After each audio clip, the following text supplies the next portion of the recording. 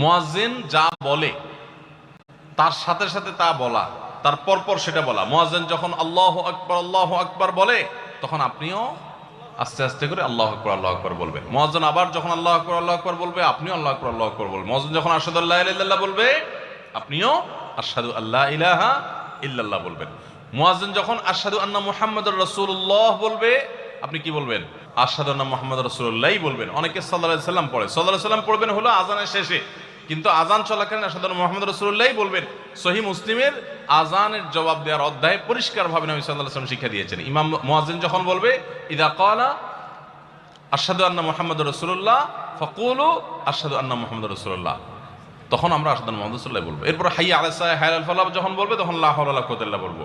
এরপর আল্লাহু আকবার বললে তাই বলবো, লা ইলাহা ইল্লাল্লাহ বলার সময় তাই বলবো। তারপরে আযানের জবাব দেবো, দুরূদ পড়বো, দোয়া পড়বো।